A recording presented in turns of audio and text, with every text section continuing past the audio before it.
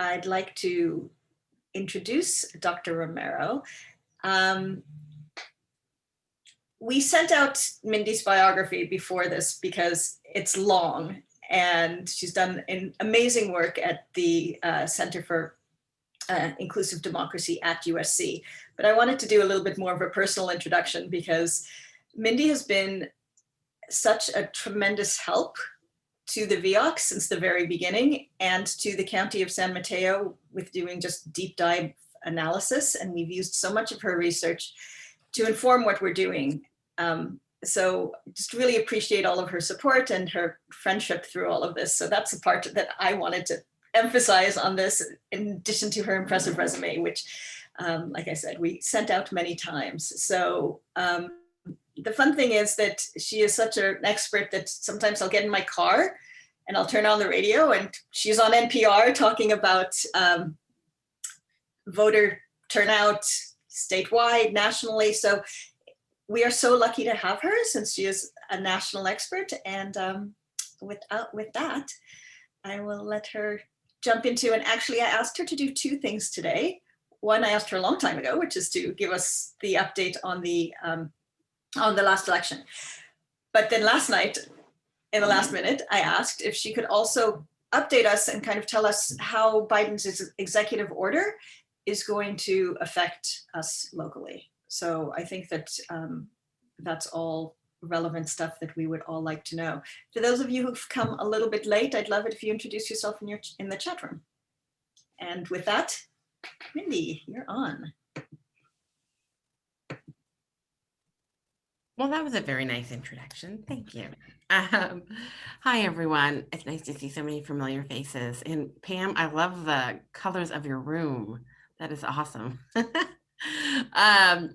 So I'm going to jump in. I know I've got, I think, plenty of time. We still have about an hour officially on the agenda, Petra, right? Okay, I won't need that much time, but maybe hopefully we'll have a good conversation afterwards about the data. So what I'm going to cover today is just some data that we've produced. I'm just looking at the chat regarding the general election. I think many of you know, if not all of you know, we produced research on the 2018 general election in partnership with the County Office of Elections. And if Jim's on the line, I'll say hi to Jim, and I see Sarah. And they're always fantastic to work with. That research report is out on our website. It's available. If you're interested in a really deep dive into both the primary and general elections in the 2018 cycle. We are doing that again for, in case folks might ask, doing that again for 2020. And very soon there'll be a report on the primary, so the 2020 primary in March, that breaks it down every way that you could possibly think about, providing detailed maps, at the community level. And then there's the 2020 general election analysis.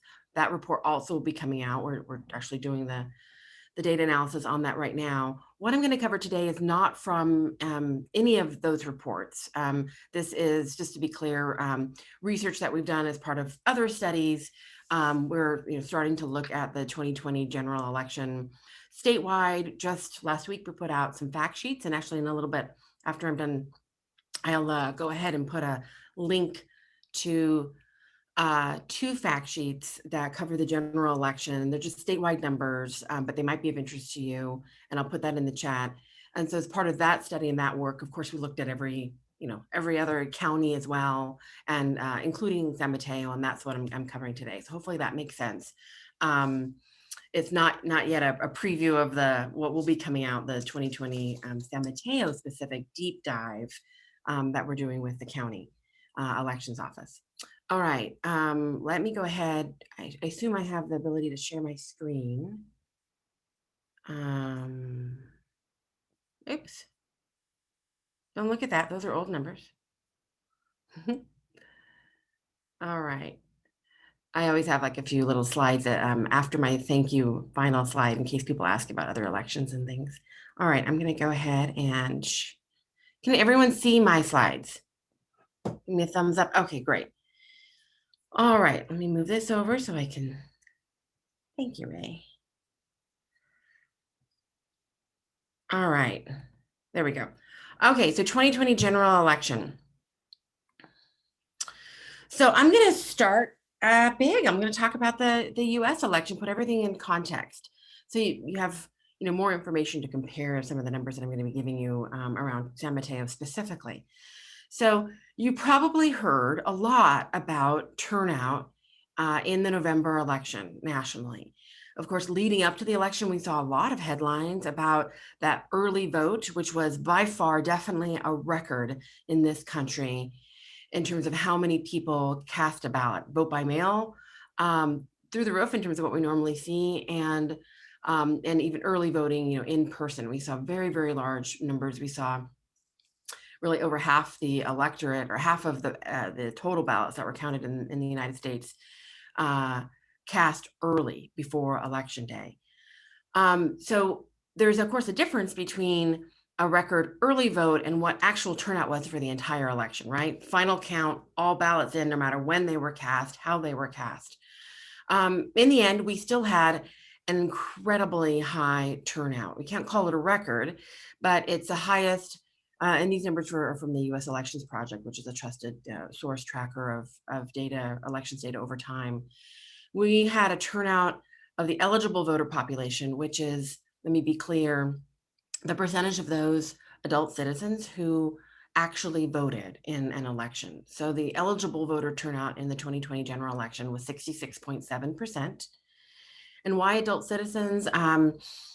We know that's not a perfect measure because, of course, there are some adult citizens that are disenfranchised for other reasons, but that is the measure that's specific and very common to our field.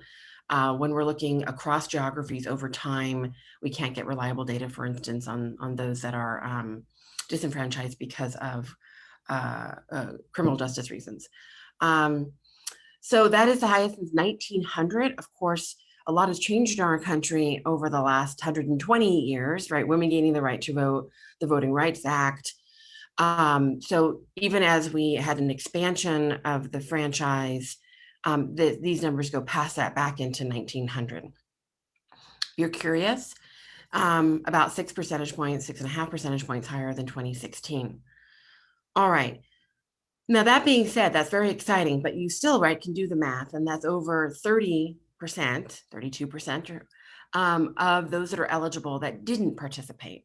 So a record year, there isn't a huge difference, right, between a 2016 and a 2020. And we look at 2016 because that's the most recent comparable, obviously, presidential election. It has always been the case when we look at comparable elections, midterms to midterms, presidential, we're typically talking about a few percentage points that makes the difference between what we would call a high turnout year or a low turnout year. And in this case, even a record or near record year at 66.7%. But even in this highly salient election, we still saw a lot of people that didn't participate. So California, the official turnout rate, eligible turnout rate, same measure, 70.9%. So even better, right? And this is significant for us because we often don't see that. California has turnout typically in elections that are not only below the national, but can often fall in the bottom quarter of states. That wasn't the case here. California did better than it normally does compared to other states, and did outpace the national number. So it's, for our state, the highest since 1952. So not a record. We can't call it a record, but we can say what I've been saying is, historically high turnout, obviously incredibly significant and exciting to see. Turnout disparities, though, remain. So one thing that was constant, I did a lot of media, as I always do leading up to an election. A lot of reporters, right, want to know what we all think in our field is going to be the turnout rate. What does it look like? And I said going into the election, it was kind of a no-brainer that it was going to be a good year for turnout. But make no mistake, the disparities in turnout, differences in turnout, the turnout gap, another way to say it, was going to be there and be still significant by race, by age, by any measure, really, income, educational attainment. So that means that there's a gap between there's high turnout by race ethnicity, for instance, a gap between whites and voters of color, a gap between whites and Blacks, between African Americans, between whites and Latinos, whites and Asian Americans, and so forth. The only question was, would we see a narrowing of that gap, and how much of a narrowing? That's always what we look for. We hope to see, we know it's not going to go away, but is it going to narrow maybe more than we would expect? And typically when we see really high turnout, a high turnout year, we see a narrowing of that gap again in comparable elections. So there's always going to be present, but we see voters of color, young people, a little bit more represented in high turnout years. And that's because essentially when you get to, when turnout is higher than what is normally expected for that type of election, what happens is you're generally pulling from those groups that don't turn out as much. And that's where most of the growth is, so to speak, if that makes sense. And so you see a narrowing of the gap, and I'll talk more about what that, not only the turnout gap, but I'll talk about the representation gap in a little bit. So did we see that in 2020? Let's talk about that. So California eligible voter turnout. So by our count in California, by our research, instead of 70.9%, and this is typical, ours is 67.4% eligible voter turnout. And same numbers if you look at some other sources as well. And there's always usually a few differences, a few percentage points differences between, or can be at least between some of the work that we look at in the Secretary of State's office, but still very, very high, right?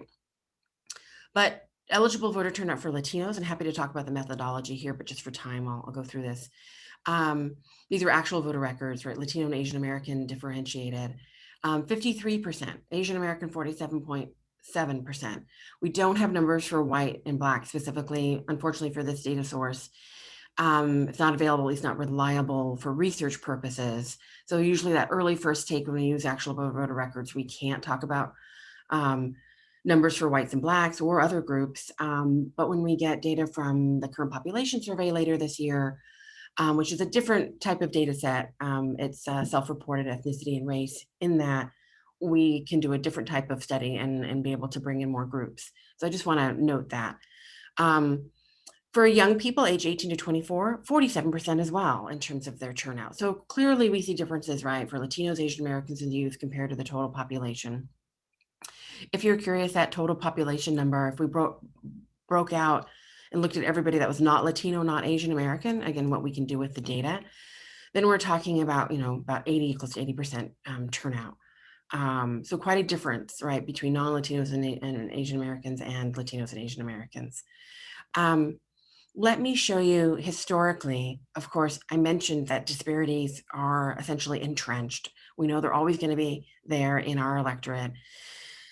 Hopefully someday we will begin to really significantly chip away at that, but they're always present. So this just take you back a few election cycles to 2010. It doesn't matter whether it was a midterm or a midterm or a presidential election, whether it was a high turnout year like 2020, whether it was a record low turnout year like 2014. I'm sure many of you remember that. What do you see? You see differences, right, by race ethnicity right here. The question is, again, just does that gap narrow a little bit or widen a little bit? The bottom line is the gap actually widened a little bit for Latinos and Asian Americans, at least. And that is surprising. And just take you back to this chart, so you're just focused on 2020. So in the fact sheet that, and this is, I'm talking about for the state of California, but in the fact sheet that I'll put in the link, we talk about it here, the difference between the eligible turnout for the total population and for Latinos, or for the or for the total population and Asian Americans, that difference, that gap that you see there, right, 67 versus 53 or 67 versus 47, actually widened over the gaps that we saw in 2016, again, at the state level. That was incredible. I will say, I'm a researcher, but I can say this, incredibly disappointing and something that was surprising. Again, in high turnout years, especially you think a historically high turnout year as we saw in 2020, we would have expected the gap to narrow from 2016. Instead, the gap widened from 2016.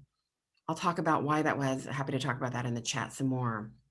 But that's what I want to make sure that's clear. So again, that turnout gap between total Latino and Asian, if we looked at just Latino, not everybody, not Latino, not Asian American, that group, which in a state like California is about 84% white, and the rest mostly Black and some other groups as well. The gap is also very large and also widened over 2016. So just want to be clear, any way we slice it, it widened.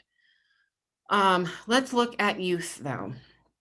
So the youth turnout rate, I mentioned, was 47%, right? 20 percentage points if we look just to the far right at 2020.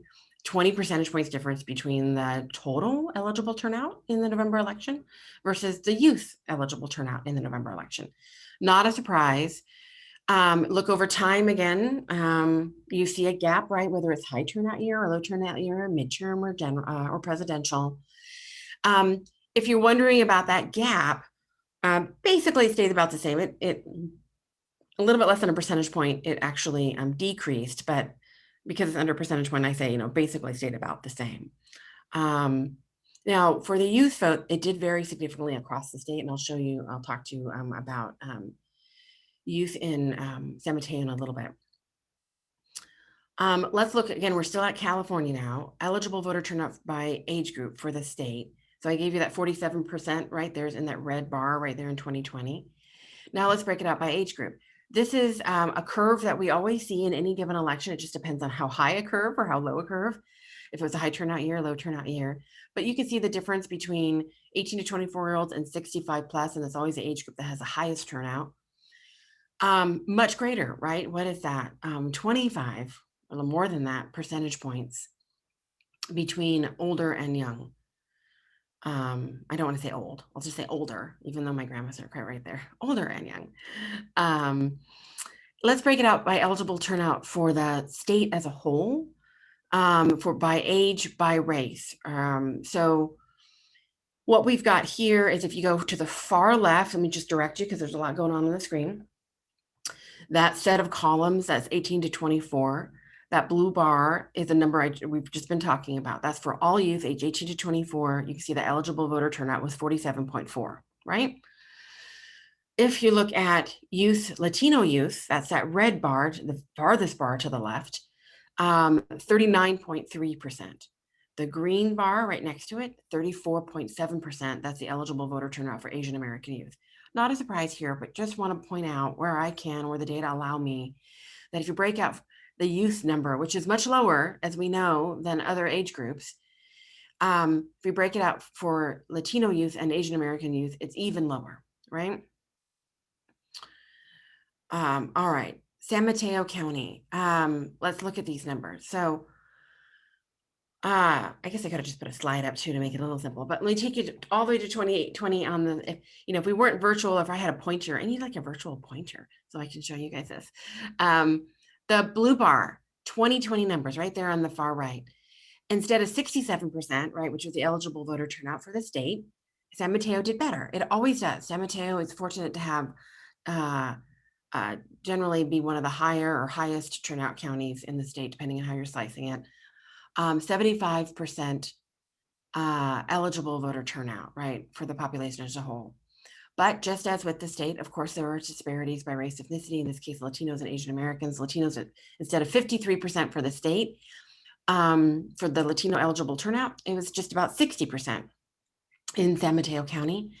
And instead of 47% Asian American eligible turnout in the state, we have 48%. So not as big of a difference for Asian American, but still higher than the state. All right, and then I just give you the other years here. Again, don't get bogged down in those numbers. I'm happy to share this PowerPoint, by the way, later if people do want to dive into all these numbers, because you could spend an hour looking at all these charts in depth if you wanted. But you can see, again, just want to show the story of disparity, right? And this could go back decades, obviously. The story of disparity is very much there and entrenched.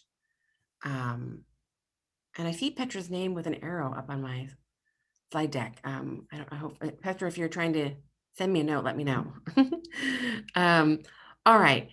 So, or maybe are you giving me a pointer? Is that it?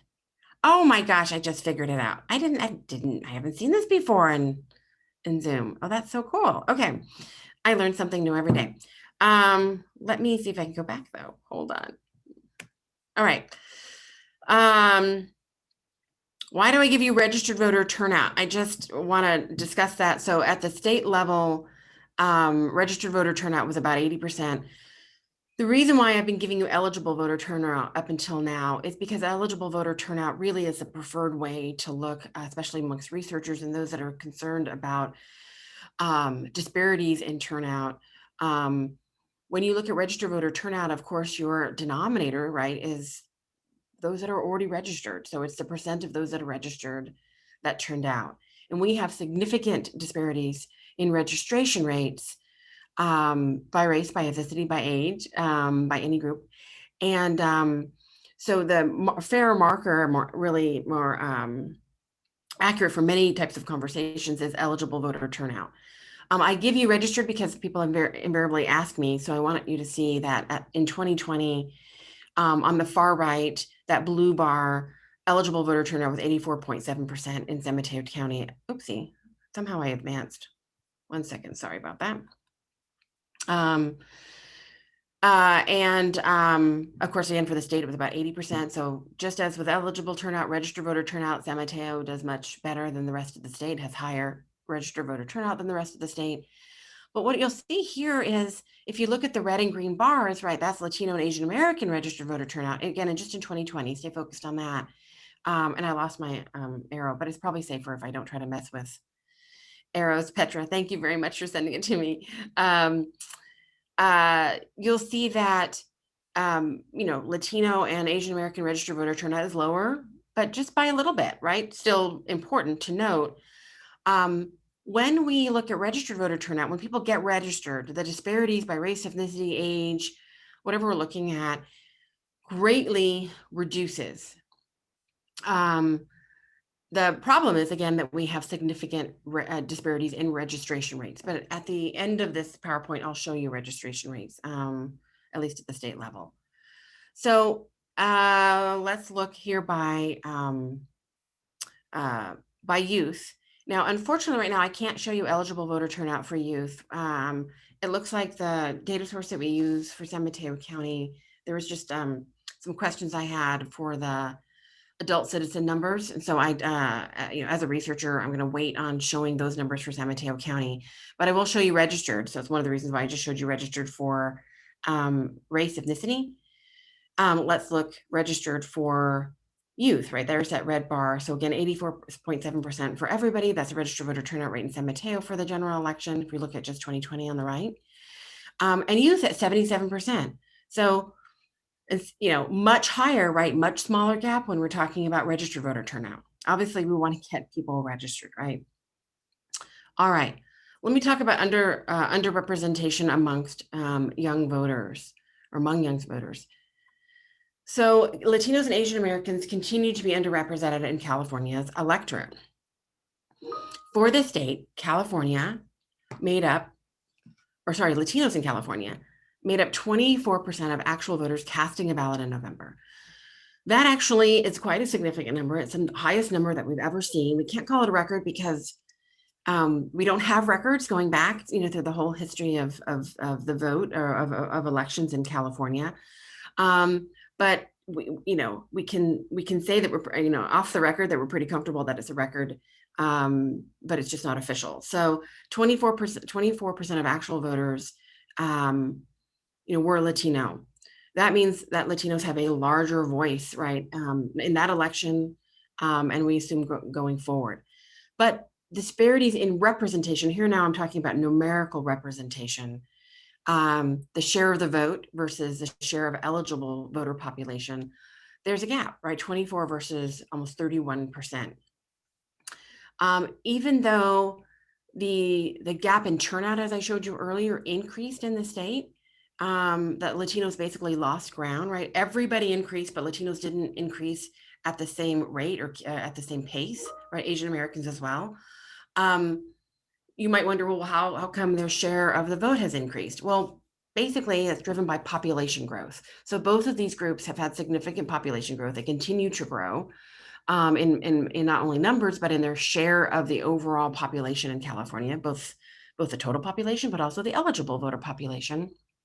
And so population growth, even though they've lost a little bit of ground in the 2020 election, versus other groups.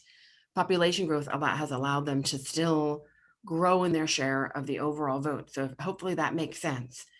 So what you want to see is disparities decrease when we look at voter turnout, right, across groups. And you want to see an increase in the share of the vote, right, of a group, because it was driven by the fact that they gained ground in turnout, right, that they closed the turnout gap. And here we see an increase despite the fact that the turnout gap actually widened in 2020. Hopefully that makes sense. Happy to take questions on that. So these are numbers to celebrate. 24%, 10%. If you care about the Latino voice in elections in California, if you care about Asian American voice in elections in California, they have a larger share, right, of the voice of voters. But again, significant disparities remain compared to their share of the eligible voter population. And it wasn't because they narrowed the turnout gap. Let me show you what I was just talking about. So I said that, both for Latinos and Asian Americans, their share of the vote, again, look at the far right, 2020 was the highest that we've seen, right? 24%, 10%, right? The red bar and the blue bar. Our data goes back to 2002. We can't show you, though, again, over the course of all elections in California, but of course, the Latino Asian American population, which was much smaller in California, at least officially, since it's become a state. And you can see, at least from 2002, the progression of the increase in the share of the vote. So hopefully that's interesting. Again, I'll share these PowerPoints so you can dive into this later. Now, San Mateo.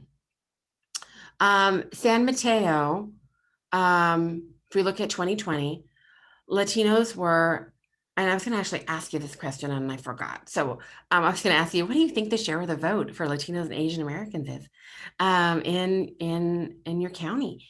Well, first thing you'll notice is that Asian Americans actually have a higher percent of the vote than Latinos do, right? So California, Latinos much higher share of the vote than Asian Americans. Latinos are a much higher share of the population than Asian Americans. Right? We just talked about that here, right? Almost 31% of eligible voters are Latinos in California. 14.6% of eligible voters are Asian Americans in California. But in San Mateo County, your demographics are different. So Asian Americans make up a very large proportion of the population, a larger proportion than Latinos. And that shows up also in your population compilation of your voter population. So in 2020, 16.7% of your voters in the general election were Latino, 18% Asian American. And you can see that if we just look at all the red bars, right? Latinos, that's the highest that we've seen in San Mateo County, at least since 2002. I say it's very likely that it's going to be the highest period. And Asian Americans, it's the highest that we've seen since 2002. All right, let's look at the youth share of the vote. So for California, the share of the youth vote was 10% in 2020. Oopsie, it wants to advance without me. I don't know why. Also significant to note that since 2002, the youth, again, 18 to 24-year-olds, this is the highest share of the vote that we've seen for young people in this state. Now, what about San Mateo? Because I know a lot of you do work specifically not only with Latino and Asian American populations, of course, African American populations, others, but also many of you focus on the youth vote and care deeply and do lots of youth engagement in different forms. So in 2020, youth were 9% of voters in San Mateo County. And as you can see, looking back since 2002, something happened in 2002 that did not bring out the youth vote. 2014, of course, was a record low turnout. Youth were a small percentage of the vote across the state in every county. But in 2020, that's the highest that we've seen.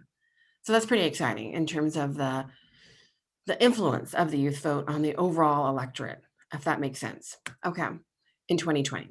So let's talk about San Mateo County underrepresentation.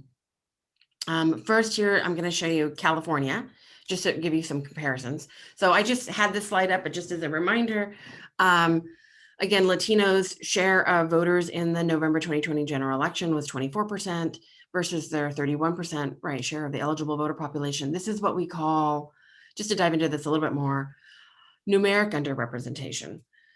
So for a group to be represented in the electorate, numerically represented, their share of the vote should be about their share of the eligible voter population. Now, a group might want to have an outsized representation, but we're just talking here about in terms of, proportions and what we consider to be numerically represented. Asian Americans 10.4 to 14.6. What about San Mateo? So there's at 16.7 in red for Latinos, at 18.3 percent in red for Asian American that I just showed you a little while ago. But now we're comparing it to these groups, their share of the eligible voter population. So even though if we just focus on Latinos for a moment, I mentioned that, again, this is the highest share of the vote that we've seen for Latinos in San Mateo County at 16.7%, but they are also still underrepresented, right? They're almost 24% of the eligible voter population. Asian Americans, highest that we've seen, right, in terms of their share of the vote at 18.3%, but they are even by a wider margin than Latinos, they are underrepresented by about 10 percentage points in 2020. So these disparities are always seen in every election. I want to make sure that's clear. They remain in 2020. There's still work to be done, right, to make a representative electorate, a voting electorate that looks like, in terms of, if you think about a pie, right, how a composition of the voting electorate that looks like the population. All right. And let's talk about youth. This is for the state as a whole underrepresentation. So I said that youth were 10.2% of all voters in California in the November election, highest that we've seen. But they were 14.5% of the eligible voter population. And what I just want to show here is just position 18 to 24-year-olds versus 65 plus. No surprise here. Always older voters are overrepresented, right? So here they're 24% of the voters in the November election for California, but they're 22% of the eligible voter population. We always see this on the ends, for youth and older, underrepresentation and overrepresentation. What has been interesting is these age groups in the middle in 2020 have kind of evened out a little bit. We used to see 25 to 34 also underrepresented, 35 to 44 kind of flat, depends on the election, but generally speaking, in the last decade or so, around about 45 to 54, also maybe flat, and then usually by 55, not at 65, but 55, we're seeing also overrepresentation of 55-year-olds, sometimes even of 45-year-olds. And instead it's very small for 55s, and we see flat for 45 to 54-year-olds. So we're seeing that really just the ends being the extreme and more of an evening out in terms of representation in the middle for 2020. So just to note that, I find it interesting. And unfortunately, I can't show you underrepresentation for youth for San Mateo just because of the data issue that I mentioned. But we will have all of that in our general election report that is coming out from the elections office and my center. I do a very deep dive into the youth vote. So just know that that is coming. It's still very early in all of this analysis. So I'm just being cautious in terms of wanting to work through some of those citizen numbers for youth. Okay. Oh, I already showed you this, so you don't need to see that slide. So why disparities in turnout? So there are lots of reasons. I'd love to talk about this in the Q&A, get off of this PowerPoint and have a conversation. But I did promise you that I would talk about registration rates. So California registration rates. We have seen a lot of press around this from the Secretary of State's office, that we've, are at a record rate for registration in California. So what is a registration rate? It simply is the percent of those eligible to vote, adult citizens, who are registered, right? Not whether they vote or not, but just who are registered. At 87.9%, that's the rate that we had going into the November election. That's the highest percent that we've seen, registration rate that we've seen in the last 80 years. So incredibly exciting. But that didn't mean that, everyone was at the same rate. Let me show you what we've broken up. So these are registration rates going back to 2010. Again, I'm just going to focus you on the far right, 2020. Our numbers for registration rate for California, a little bit lower than the Secretary of State's office. Again, that's not uncommon, but still very high. So 84.5% for California as a registration rate, eligible Californians that are registered to vote. But you see for Asian Americans, 59%, for Latinos, 73%. If you go back in time, you can see here on this chart that no matter, again, what election we're looking at, presidential, midterm, right, high, low turnout, registration rates remain, disparities in registration rates remain significant. I've only had 2 sips of my caffeine this morning, so forgive me if I'll take another sip. What I also want to note is that similar to turnout, right, in November, where turnout went up for everybody, but we actually saw a widening gap for Latinos and Asian Americans versus the total turnout. If we look at the registration rate here between Latinos and Asian Americans, Latinos and the total population. So the red bar is Latino at 73%. The blue bar, right, is the total registration rate at 84.5%. It's actually slightly, that difference is at what, 11.5 percentage points? That's actually a little bit higher than the difference in 2018, right? 67 to 77% for Latinos versus the total population. Or back in 2016, 68%. If you just follow me, 2016, red versus blue, 68 versus 78. So everybody increased, but actually the gap between Latinos and the rest of the population, or the total population, their registration rates actually increased a little bit. So we just have to note that a lot of work needs to be done when it comes to registration. And we hear these really high registration rates, and we have a narrative that goes around the state that says, hey, we're almost good to go. We've got almost everybody registered. Well, that's not the case. Now, I don't have African-American, again, here data. Typically, registration rates are much higher for African-Americans, but they still are not at the same rate as the overall population, or at least, and certainly not the same rate as white. So I want to just note that, but again, I don't have data right now for that, unfortunately. So same story here for Asian Americans and the total population, really significant gap. We're looking at what, 15 percentage points. And you can see that is higher, unless I'm losing my note, 15 percentage points, that's higher than the gap for Asian Americans in the total population in 2018. Did I say 15? Sorry, 25 percentage points. I am losing my mind. Again, need more caffeine, but still higher. So widening of the gap. So registration rates by age group. So here again for California, that youth registration rate is 66%. Remember, again, everybody was 84.5%. We have seen, one thing that we've seen a difference in for youth is there is youth are keeping pace a little bit better than other groups when it comes to registration. So they, just a few elections ago, I was putting out reports that said the youth the youth registration rate in California was 52% and 54% and 56%, and then back to 54%. And so we've seen significant growth, but still a very large difference, as you can see. All right. I have registration rates for Latinos and Asian Americans in San Mateo County. I just don't have it for youth because of that data issue that I mentioned. But we look here, San Mateo is higher registration rate, again, pretty typical. So instead of 84% for the state as a whole as a registration rate in 2020, again, we're going to look at 2020 on the far right. You can see the registration rate for San Mateo is 88%. But still for Latinos at 75%, Asian Americans at 57.9%. If we think about that, that gaps are still, pretty significant versus 2016 and 2018. We haven't seen a significant reduction. So everybody increasing, but those gaps still remaining. Hopefully that makes sense. Okay, so that's what I have to show you there. As I said, I would love to talk about other reasons for disparities in turnout, kind of where we go from there. But before I turn off my PowerPoint, are there any questions on, I threw a lot of data at you. I tried to just focus in on what I wanted you to know for right now. Again, the PowerPoint will be available to you and you can dive into some of the numbers I didn't discuss. But any questions on any of that before I turn off the PowerPoint? I can always go back to a slide if you want me to.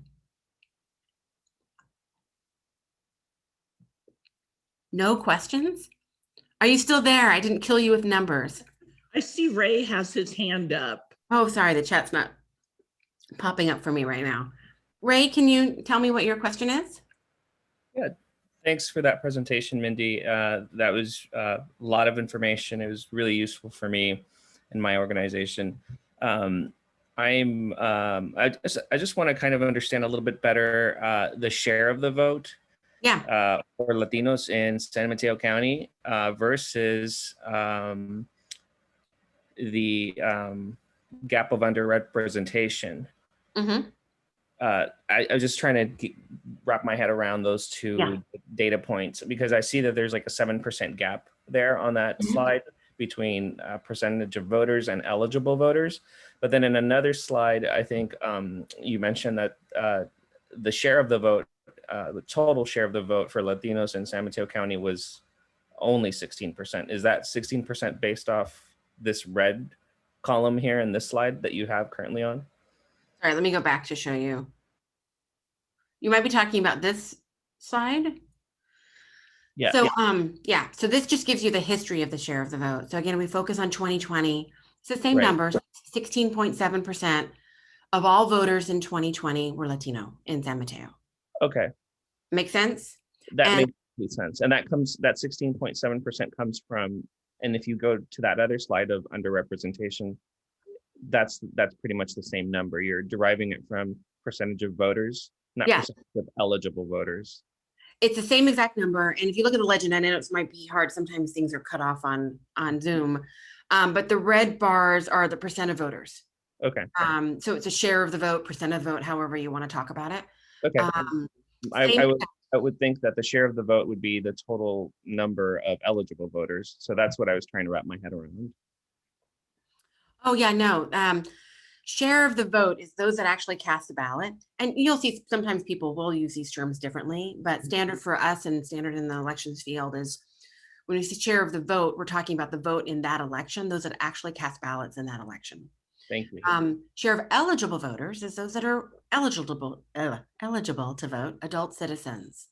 And again, to be numerically represented, we're not talking about representation right from like elected officials and things of that nature, but to be numerically represented amongst voters, your share of the vote should be, as a group, your share of the vote should be about the same as your share of eligible voters. You're underrepresented amongst voters if there is a gap, and there is a gap. Okay. Make sense? That makes complete sense. Thank you. Okay. Since I have this up again, I just want to emphasize that if you look at our 2018 report, right, you'll see something similar. The share of the vote varies a little bit, but you'll still see a significant representation gap or significant level of underrepresentation. Any election, state, San Mateo, across the state, Latinos and Asian Americans are underrepresented amongst voters, whether it's a high turnout year or low turnout year. They're underrepresented compared to their share of the eligible voter population. The question is just how much, right? And the numbers change. Does that make sense? So this isn't unique to 2020.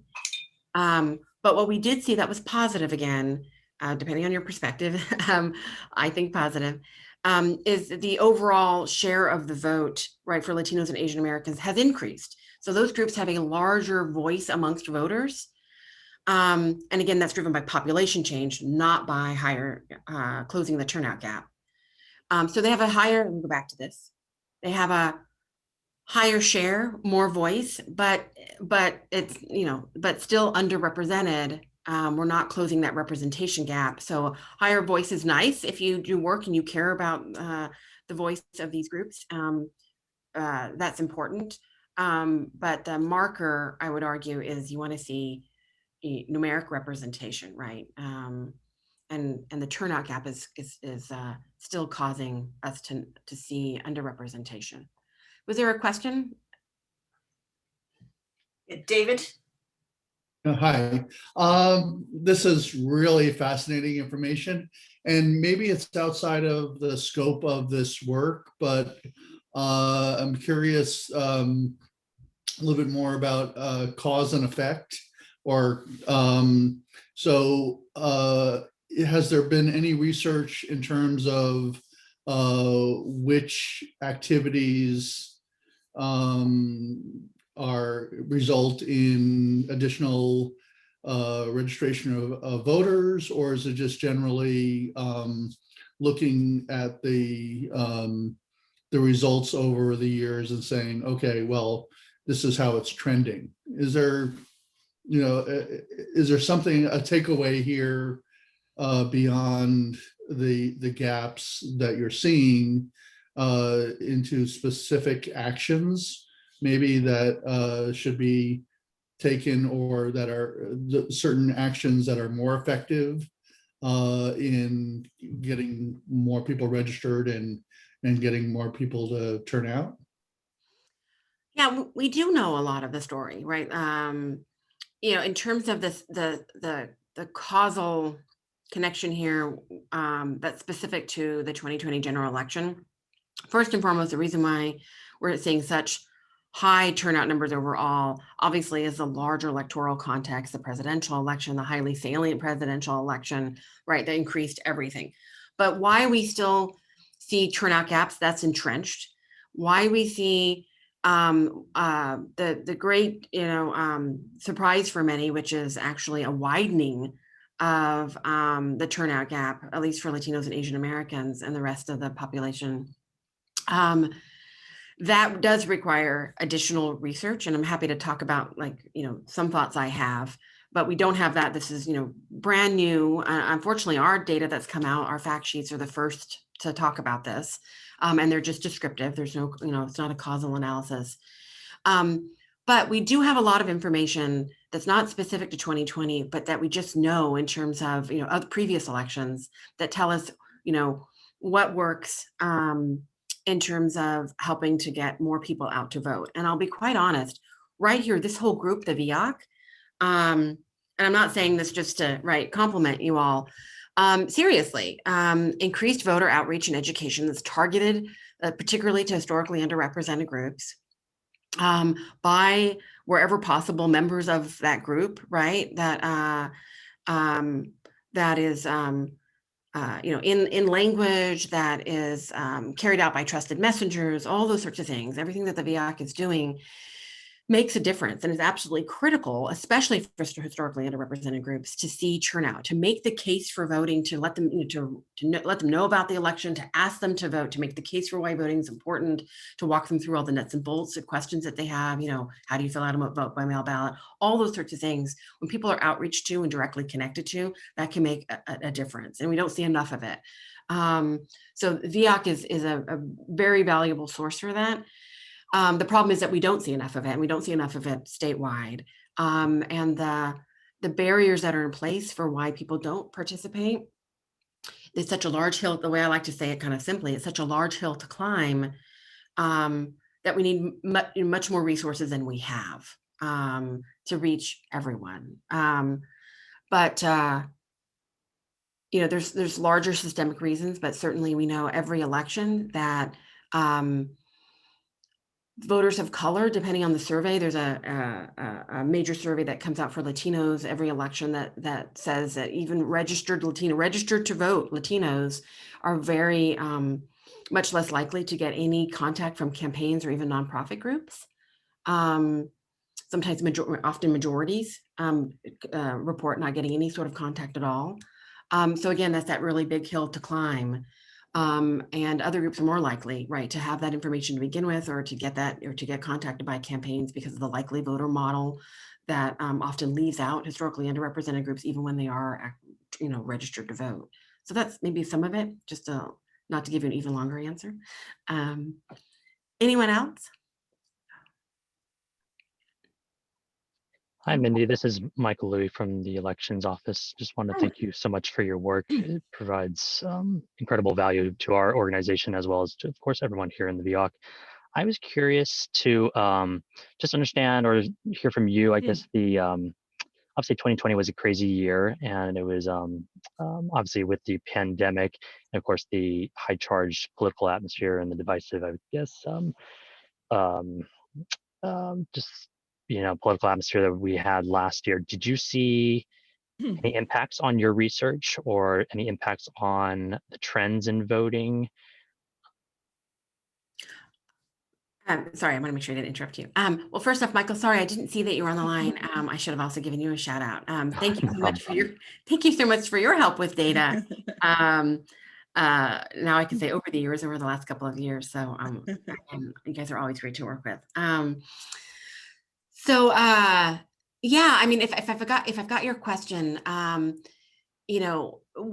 big thing that we've seen is just what I just covered, right? This widening of the gap. What it tells us. Let me step back and hopefully I'm answering your question on this. I think right after the election, I don't know about some of you, but I certainly heard a lot of conversation around, well, gosh, turnout was so high. Maybe we kind of figured out the formula, in 2020. Not everybody expected that to continue, because of course it is a unique election cycle. But at least in 2020, we hear these stories across the country, right, of the strength of the Black vote, the strength of the Latino vote and other groups, strength of the youth vote. And if we had such high turnout, we must have had, right, high turnout across the board from other groups, which again, we did. And an assumption that means that kind of that the turnout gap was kind of, addressed or fixed, if I say that just kind of bluntly. And what 2020 tells us, I think, fundamentally is that the factors that can get us to really high turnout, right, we can't make assumptions about that. So in this case, we know that the election was highly salient. We also know, though, in the general election, of course, there was a pandemic. And leading up to the election, there was especially, through the summer, maybe before, when we were still putting our pandemic plans in place when it comes to the election and elections offices. I know your elections office was working really hard at trying to just figure out how to put on an election, right? Because of all of the challenges. And we saw that across the country. There was a lot of concern about what the pandemic would do. Would it suppress the vote overall? Could it disproportionately suppress the vote of voters of color or groups that are more impacted by the pandemic? And this is not a causal analysis. We can't do this. It's just the numbers. But, we'll have to look at things like with higher turnout, but again, a widening of the gap, at least for Latinos and Asian Americans. Did the pandemic, in a sense, because everybody increased, but Latinos and Asian Americans didn't increase at the same pace, right? Remember that. Everybody did increase. We can celebrate that. But for representations, did they increase at the same pace?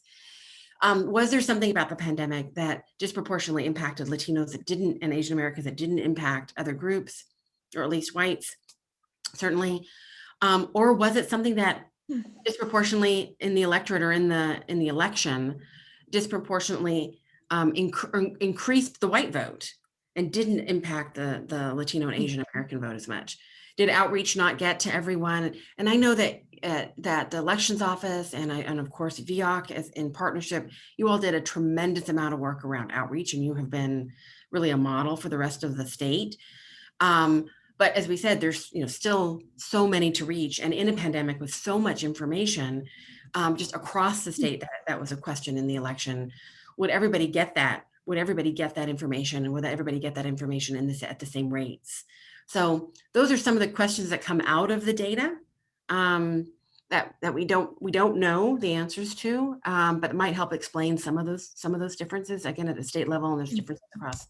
So did that, Michael, hopefully answer your question or some of your question? Yeah, definitely. And I understand it's just, obviously a lot of factors involved. And I think the questions you posed, like, what did the pandemic, create barriers for Latinos, youth, or Asian Americans, or, provide better access, or I would say boost the voting turnout for whites and other other populations?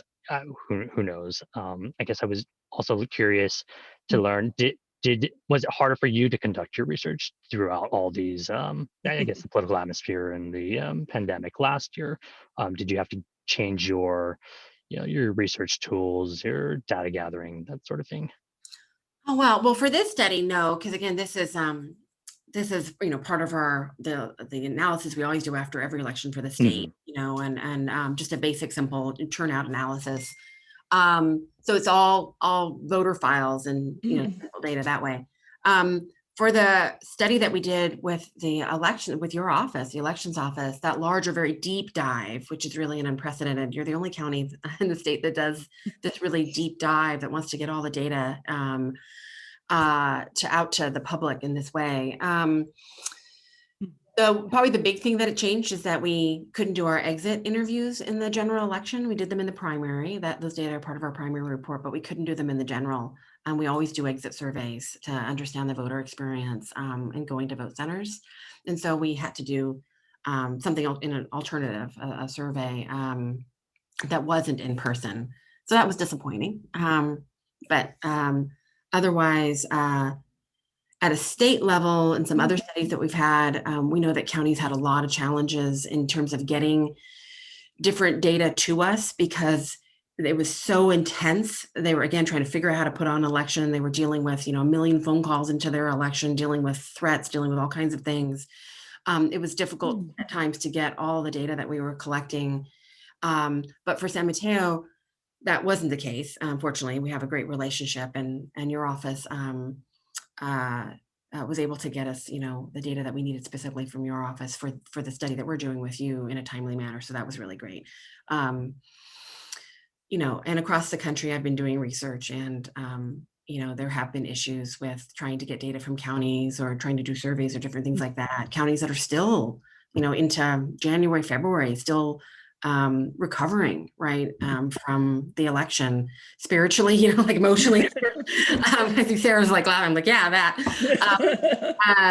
But that, quite frankly, are still getting calls, still getting threats or challenges and things like that. That it's just been such an unprecedented election cycle in so many ways that election officials, you all have just had to deal with so much. That I have been tried to be the queen of patience when it comes to or my data requests, around the state or around the country. It's all you can do, right? Surviving an election is more important than them giving me data, obviously. And I don't mean literally surviving, forgive me. I mean, getting through an election, getting your job done, keeping your team together, healthy and happy, and not contracting COVID. That's another aspect of this. It's just been insane.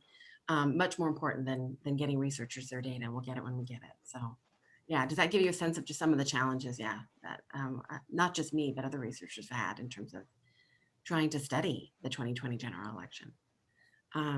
Any other questions? Sarah Brian has a question. Hi, Mindy. My Yeah. question is about DMV voter registration. We thought that would kind of even things out a little bit about, everybody goes to the DMV and gets an ID or a license, but we're not seeing, a change in that registration of Latin American or, Hispanics and Asian Americans. Any ideas why? Yeah. So, well, again, everybody is increasing. So Latinos and Asian Americans are also increasing. Just want to make sure that's clear. But I think what you're noting is the gap, right? It's still there, still significant.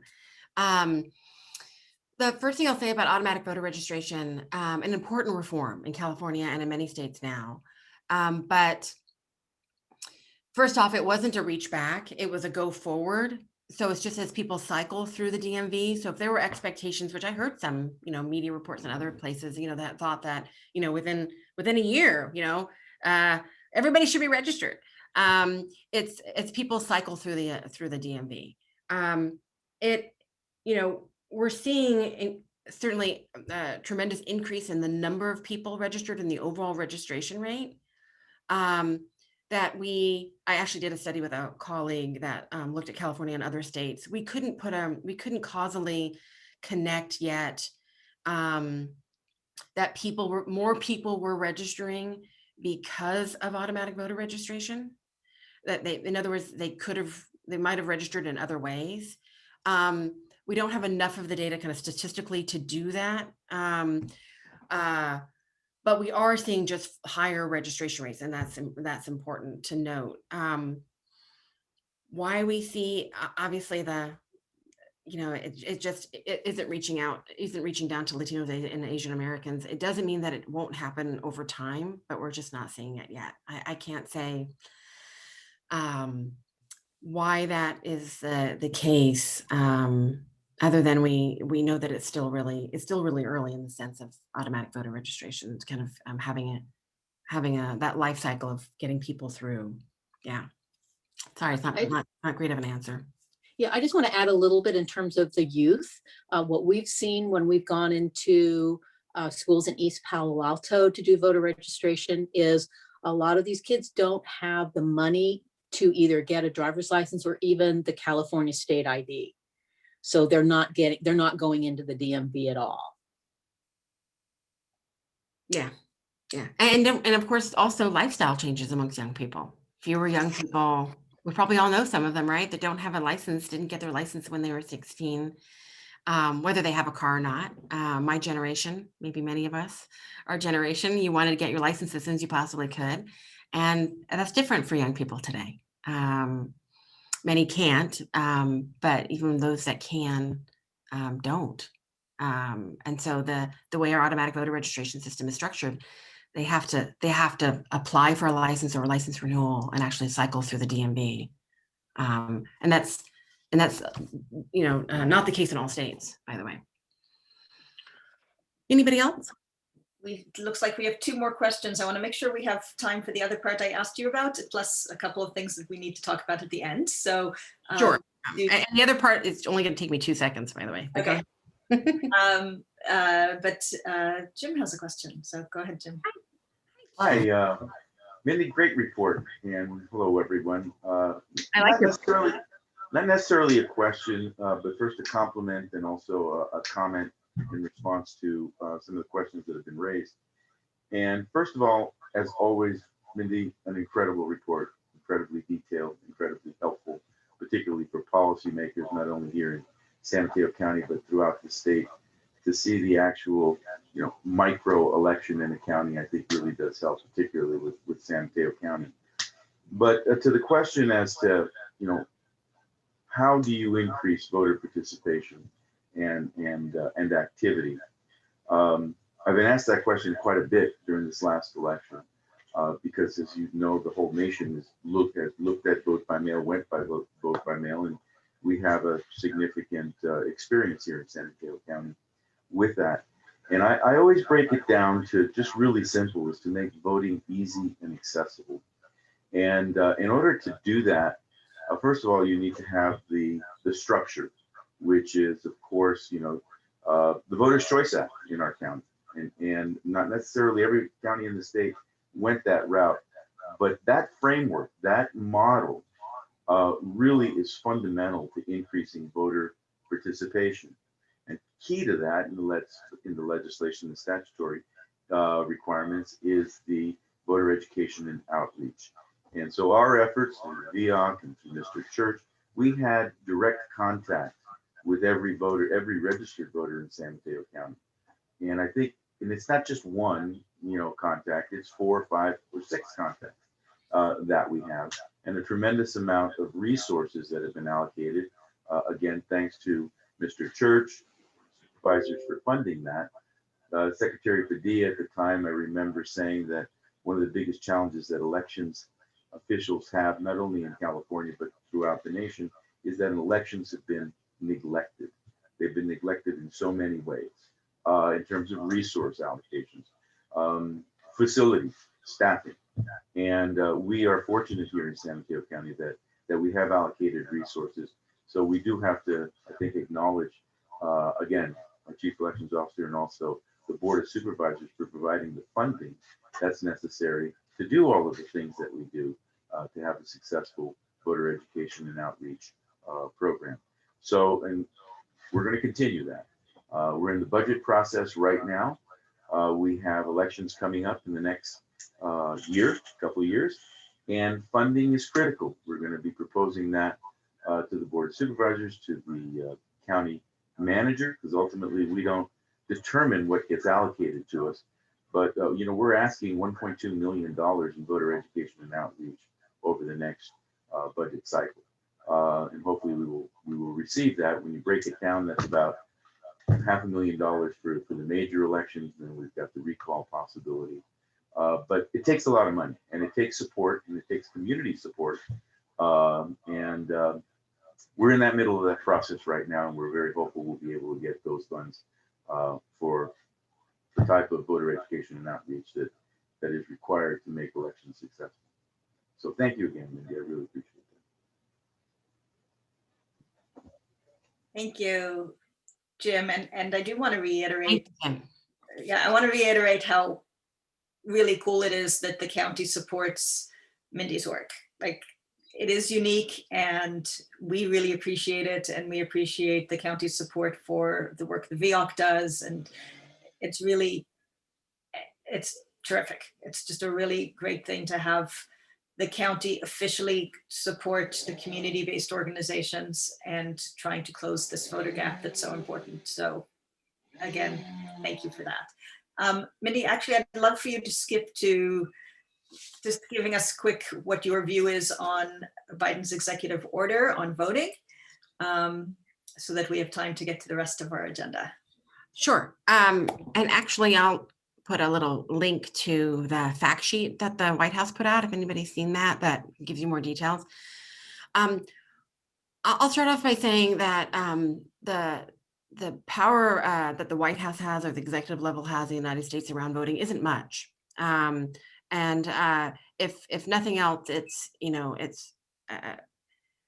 a bully pulpit certainly around elections, and Biden, I think, is putting forth, right, he's trying to show his commitment of his office, and encouraging states and election officials across the country to do more. And that's probably ultimately what the biggest influence of his executive order will be. And not until HR 1 is fully addressed, and if some version of it passes in the future, that's where the meat of election reforms are in this country, if you're familiar with that at all. I just have a few notes here. So his order directs the head of all federal agencies to submit proposals for their respective agencies to promote voter registration and participation within 200 days. So he's trying to put some urgency to it. Also, also orders them to assist states in voter registration under the National Voter Registration Act, of course, something we already had, NVRA. And the order instructs the General Services Administration to modernize the website, vote.gov, their portal, if you're familiar with that. It also expands in small ways, but still expands voter access and registration efforts to communities that are historically underrepresented. So voters with disabilities, there's a portion of that that's addressing military overseas voting, incarcerated. Again, there's a larger fact sheet. There's multiple pages, and I'll get into the details around that. So I don't think you want to take time on that. Some of it'll be helpful, certainly, but it's not going to be earth-shattering in any way, shape, or form. HR 1 is where people's attention has turned, and I think he's setting a tone and an expectation with his executive order, but we have to see what comes beyond that. So, that answer your question? I think so. I think, like you said, HR 1 is going to be kind of the nail biter to see what happens with that, because that can really make a difference. And in my newsletter that I sent out yesterday, I've got links to HR 1. I've got links about the Biden executive order as well. So I hope that's useful to people.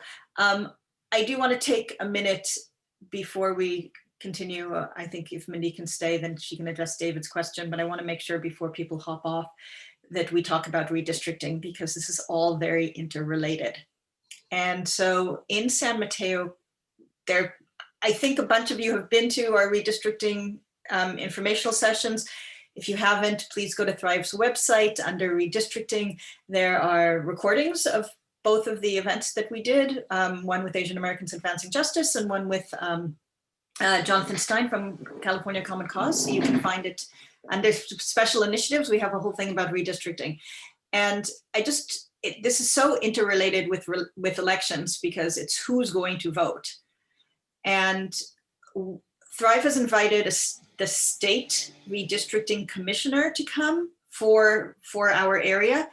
That's the person who's going to redistrict all of our kind of state level lines. I don't have a date yet, but I'm hoping the middle of February. I mean, February, that would be bad. The middle of April. I will let you know as soon as they confirm with me, but they will be sending the commissioner who's responsible for our area. So that would be really good to come to that. But as far as redistricting locally, San Mateo has more than 16 districts that are going to be redistricted. And that's really important that we have influence on how those lines go. The Board of Supervisors decided to do an advisory commission, but that is not set in stone. We would prefer an independent commission because it would be more independent.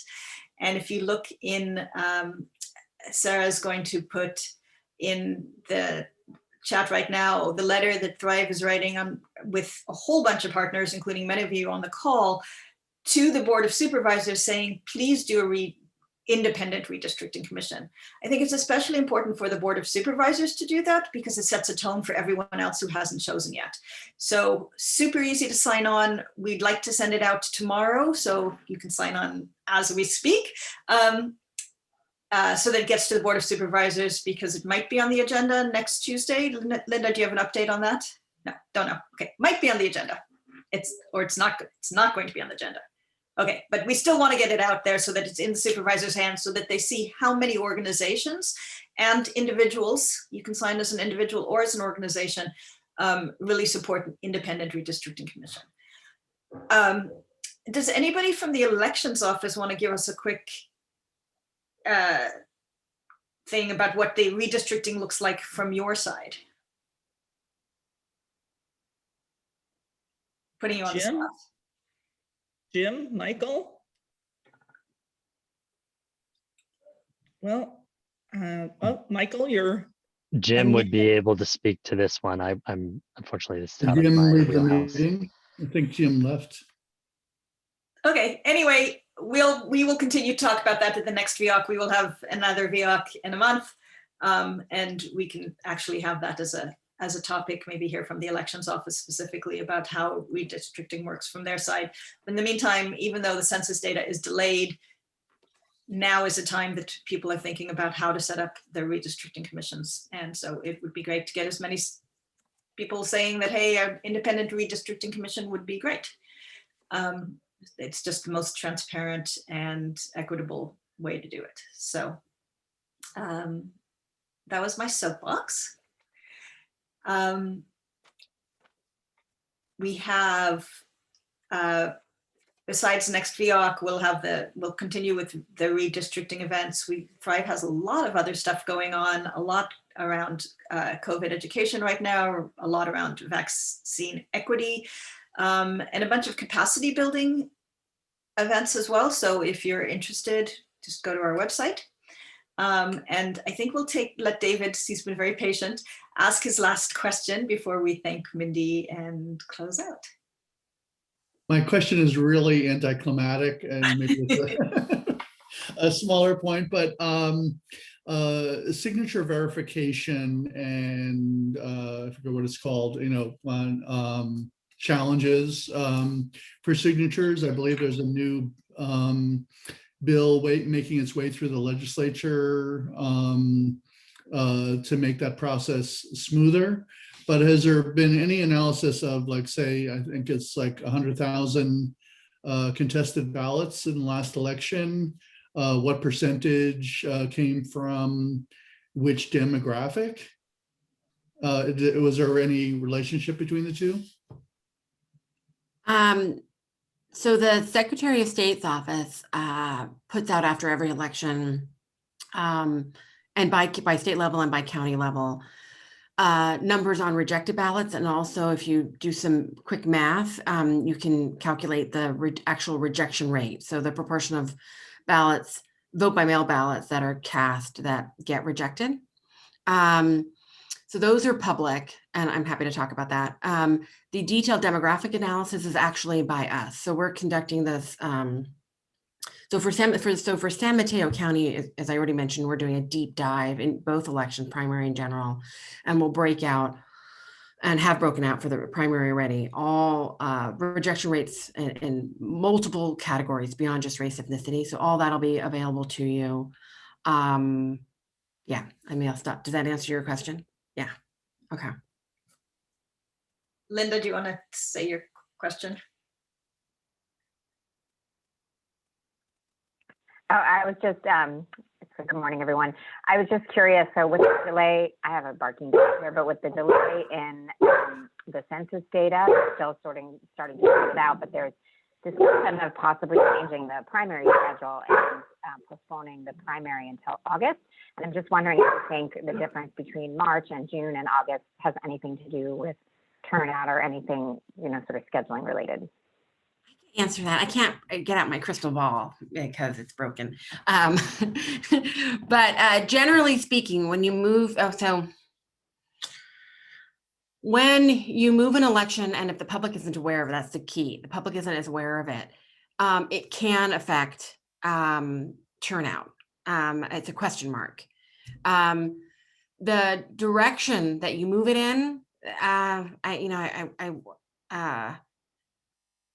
I think by moving it closer to the generals, that potentially, this is just really speculation on my point, that potentially could help the general, because you have a smaller window, right, in terms of voters kind of remembering who they voted for if they voted in the primary. We have really low turnout rates in primaries, but and it could have a closer impact on the general potentially.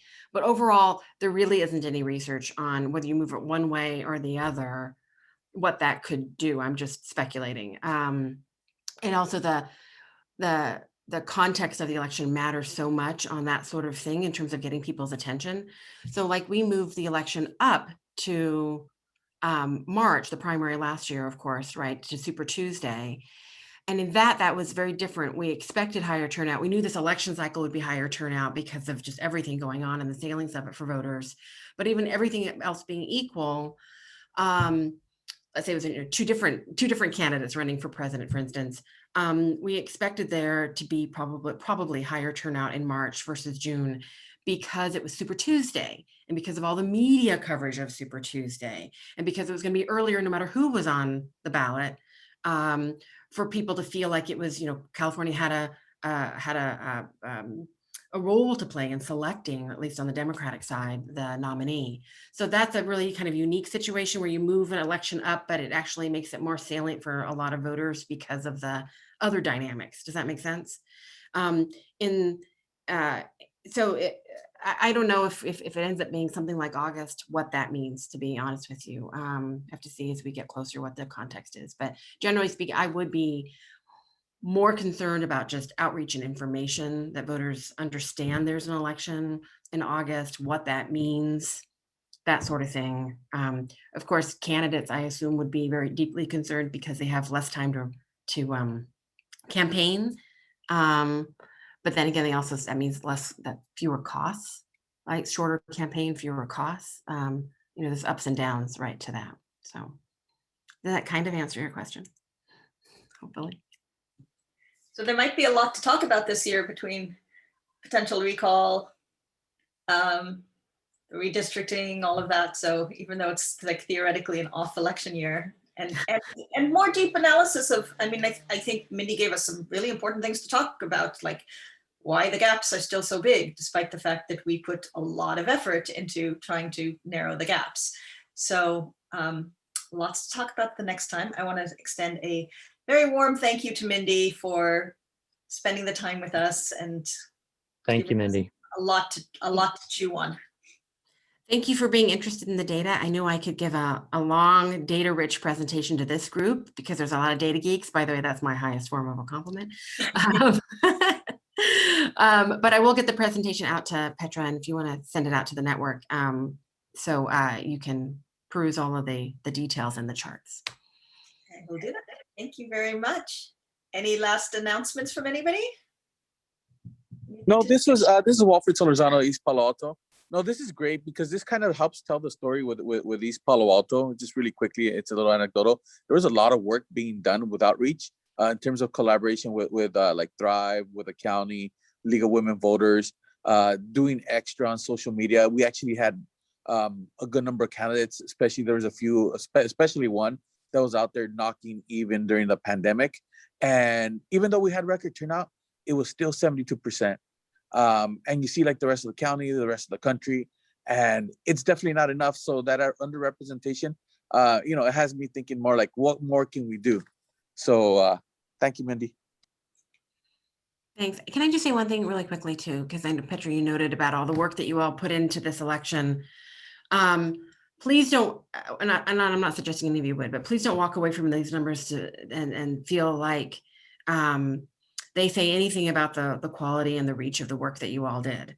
You all really honestly are a model for counties across the state, just this group and the work that you do.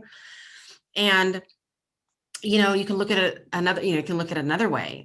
Without the work of the VEOAC and in partnership, obviously, with the elections office and the resources there, all of you together, turnout might have looked different, very different. Now that there was a complicated set of outreach messages that had to go out to voters in this election, and you all, I think, were a really important part of that.